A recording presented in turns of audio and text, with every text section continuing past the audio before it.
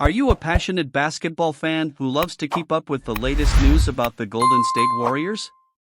Then subscribe to our channel now to access exclusive content. A contending team approaches the NBA draft with different intentions than a rebuilding team. A rebuilding team needs star power. Presumably, a contending team already has it. Otherwise, they wouldn't be contending. With that in mind, a contender may seek to satisfy team needs through the draft. For example, when the Golden State Warriors selected Patrick Baldwin Jr. in the last draft, they were likely looking to add an elite shooter. Here's the problem: Baldwin Jr. is a rookie. He could become that player in time. At the moment, the Warriors don't appear to trust him with playoff minutes. Could they add a veteran shooter that they could trust instead? With that in mind, the stakes are higher in the draft for a rebuilding team, too. They need guys to hit. Realistically, any NBA general manager is going to miss here and there. That's fine. They simply need to hit more often. So far, the San Antonio Spurs have done so. With that said, they did have a consequential miss recently. Joshua Primo, unfortunately, was an absolute waste of a draft pick.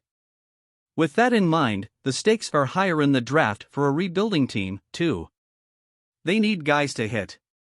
Realistically, any NBA general manager is going to miss here and there. That's fine. They simply need to hit more often. So far, the San Antonio Spurs have done so. With that said, they did have a consequential miss recently.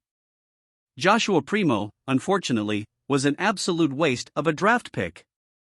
Spending a lottery pick on a player who doesn't even last in the NBA can set a rebuild back significantly. Does this deal get the Spurs back up to speed? Realistically, this is a no-brainer for the Spurs. It doesn't even matter where they land in the upcoming draft. The Spurs are not going to be ready to contend next season. The odds of them even making a playoff appearance are extremely slim. With that in mind, they ought to look to the future. This deal has them landing two quality players. We already touched on Baldwin's potential, and Moody's is arguably higher. In theory, this is a strong two-way wing and secondary shot creator. Moody has a lot of tools. This could be a starting caliber NBA player in due time.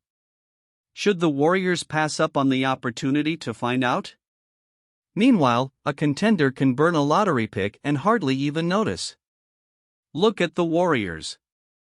They selected James Wiseman with the second overall pick, only to eventually flip him for Gary Payton III. Meanwhile, Moody has been a fixture on the back of their bench for 2 years now.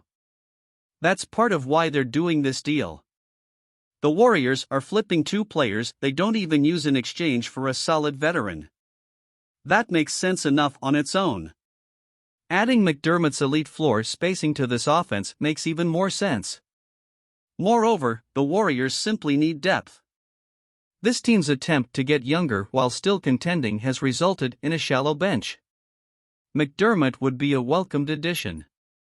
Even if they're trading a recent lottery pick to land him. More news we will bring here. If you don't want to miss any news, like and turn on notifications.